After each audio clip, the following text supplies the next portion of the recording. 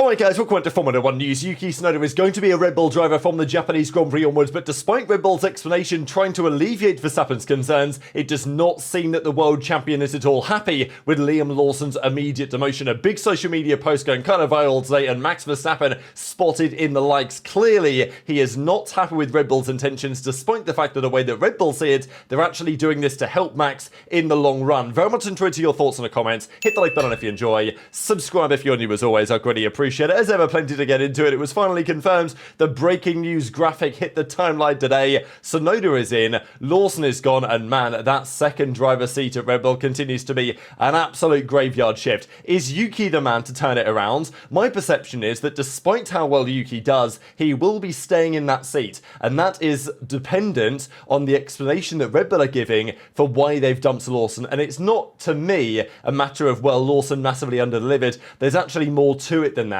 and we'll see that over the coming minutes. But it was confirmed by all parties finally today. Yuki Tsunoda puts this out there ready for the challenge ahead, and I thought his choice of image was kind of entertaining here, really. It looks like he's on, the custom character selection screen. But here he goes, and there was another graphic here as well with that image, among others. He probably could have chosen a better one, I don't know. Like, he had 4 images here to choose on to go for this graphic, but he went for this one. I don't know, I guess it goes kind of hard. And Tsunoda in at the Red Bull outfit. I think the Japanese Grand Prix organisers will be buzzing about this, but of course they've also got to realise they've only got a few days left to prepare all of the graphics and change everything over, right? Because it's obviously a big deal. You change a driver unexpectedly like this just a few days before a massive home Grand Prix that it will be for Yuki Tsunoda. Now sure, Honda spent some money, I'd imagine, to make this happen. Yesterday the theory went the Honda were involved in the meeting with the team, and they'd said, yeah, look, if you want to put Yuki in, we'll give you a load of cash. And sure, that maybe sweetened the deal, but I think fundamentally that is not the key reason why Yuki is now getting the drive.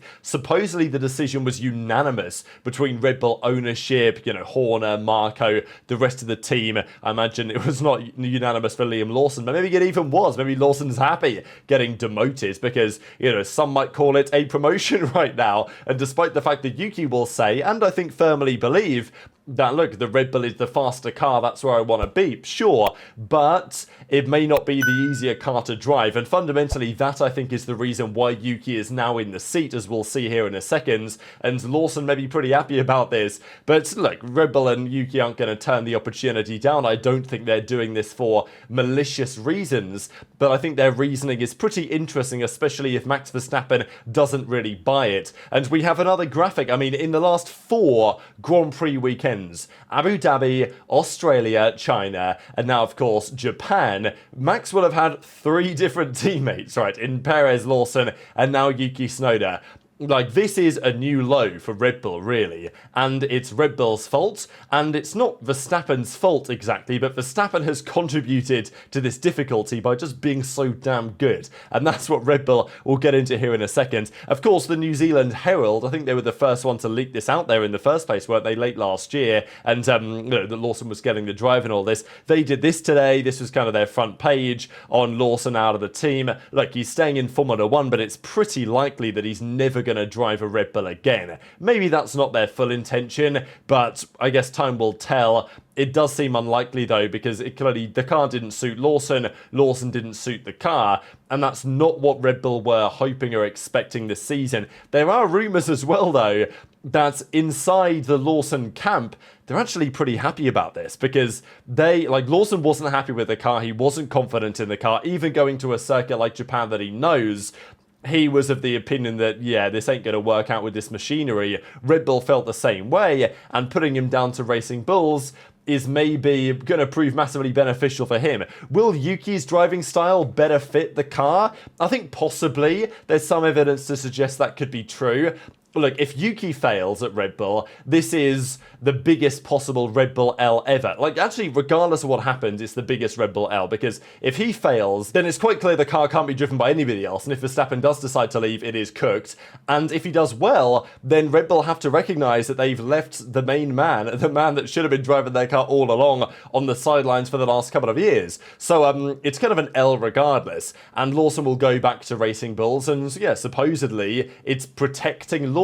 That's at least how they describe it. Necessary move as their duty of care to Lawson, which is an outrageous way to put it, given a few months ago they were gassing Lawson up for having a higher potential ceiling than Tsunoda and having a better mental resilience. Well, that didn't last long, did it? And the reason why there's been such a change in mentality is to do with the car and the car not performing as they expected it to perform. Because, not long ago, Horner said that Lawson would thrive on tracks that he knows. Well, he's raced 2 weekends, neither tracks he knew. He's going to Japan and the Racing Bulls team, a track that he knows, and he's not driving the Red Bull any longer, right? So why the change of heart? Especially when this was a comment from Helmut Marko, who I don't think was ever a massive fan of Lawson. We know he's more of a Yuki Tsunoda guy.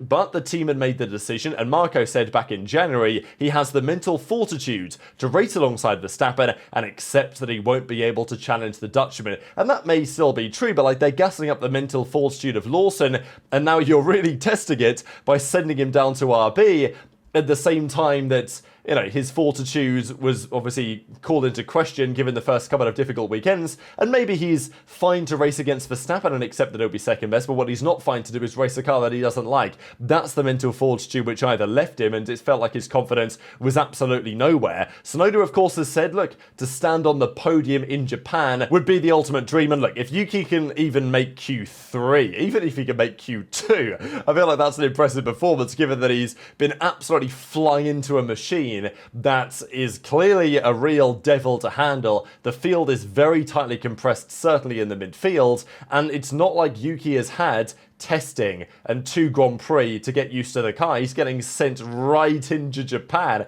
It's, it really is the worst possible way that Red Bull could have handled this. But as Red Bull see it, the necessary way, especially if they want to keep Max Verstappen around, because I do think that part of this decision is to try and say to Max, hey, we get it, we're working on the problems. That may seem a little bit nonsensical, and it doesn't seem like Max really sees it like that, but this is Red Bull's logic. It has been difficult to see Liam struggle with the RB21 of the first 2 races, and as a result we have collectively taken the action to make an early switch. We came into the 25 season with 2 ambitions: to retain the drivers, to reclaim the constructors, and this is a purely sporting decision on performance. We acknowledge there is a lot of work to be done with the RB21, and Yuki's experience will be highly beneficial in helping to develop the current car. Now, this is the key sentence, really, that paints the picture of what is going on at Red Bull and why they've made this call. We welcome him to the team and are looking forward to seeing him behind the wheel of the RB21. We have a duty, this is the outrageous part, we have a duty of care to protect and develop Liam, and together we see that after such a difficult start, it makes sense to act quickly so Liam can gain experience as he continues his career with Racing Bulls, an environment and a team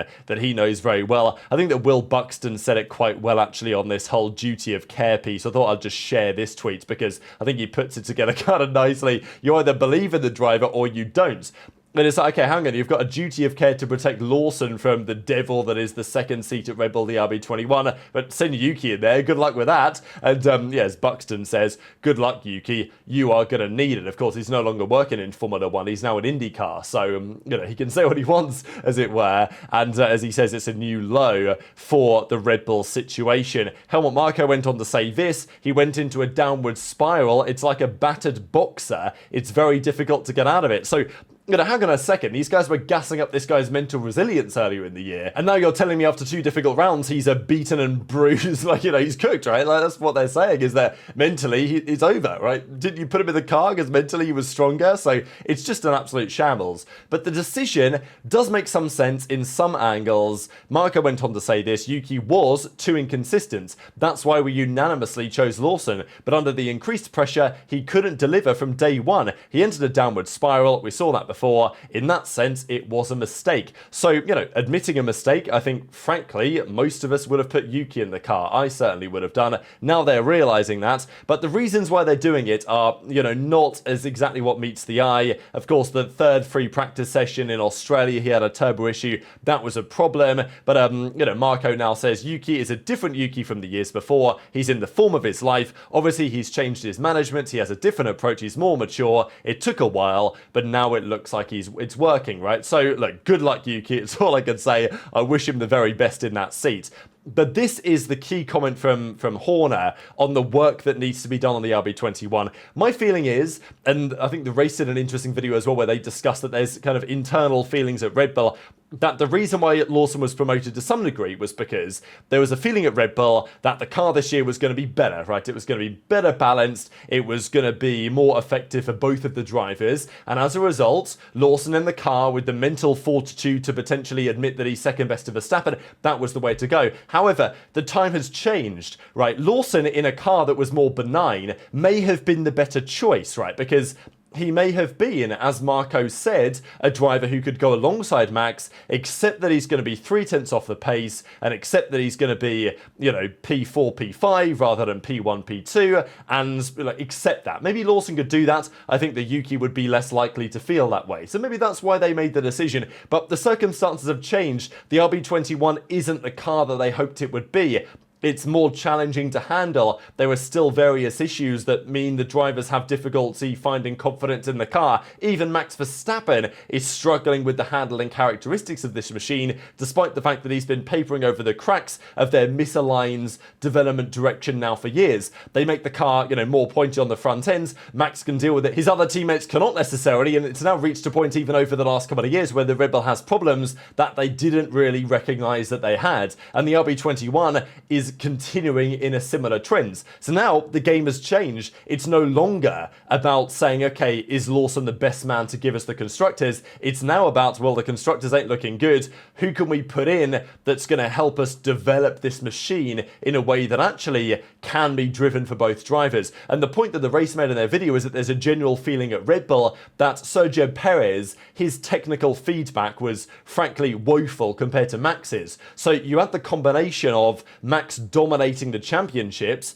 and obviously that was the side of the garage delivering the points. Perez not being good at giving proper technical feedback to the engineering team. What does that result in? They develop the car more and more extremely in the direction of Verstappen, what he prefers. And maybe it's inevitable to some degree that they've done that, but is it therefore a surprise that you look at Perez's tenure in the team and you see 2021, he wasn't great, but it wasn't terrible. 2022 was probably his best year at the team, and then every year since then, 23, 24 just got worse and worse and worse. That makes a lot of sense when you look at it in the context of Perez's lacking technical feedback and Verstappen's dominance, pushing Red Bull in that direction. And even at the end of 2023, coming into 2024, they recognized there were issues, Verstappen recognized issues with that car, and Perez couldn't drive the thing anymore, basically.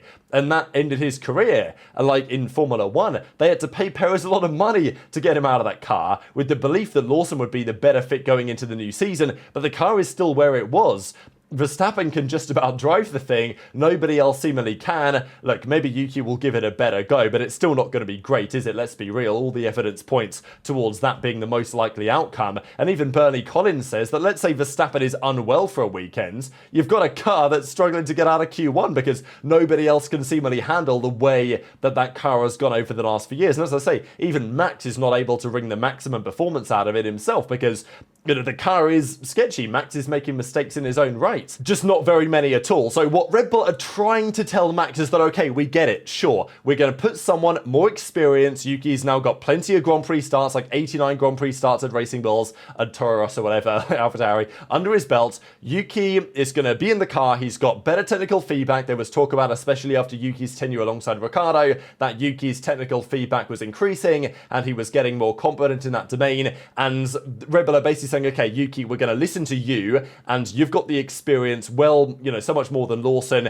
You're the man who's going to drive this car. You're going to tell us what you think about it, and we are going to listen, presumably this is what they're going to say, to Tsunoda as much as they would listen to Verstappen, and try to therefore develop a car that can actually be driven by somebody that isn't called Max Verstappen. That's a key issue that frankly they should have realised probably 2 years ago now, and it's taken them until now to realise that their new car isn't cutting the mustard again, and this is why I think the Yuki will stay. I don't think they're going to get rid of Yuki and chop and change him for Hadjar, chop and change him for, Lindblad, if you can even get him a super license, chop and change him for, Dr. Helmut Marko steps into the machine. I don't know what they're even thinking of doing. There is even talk as well, kind of understandably, about, well, what if you brought back Danny Rick? If you need a driver with some experience, some tenure, some good technical feedback, maybe Ricciardo was the man you should have got all along, and now they've forced him out of the sport, and now he's not going to come back now, surely, but if you picked up the phone, maybe he would.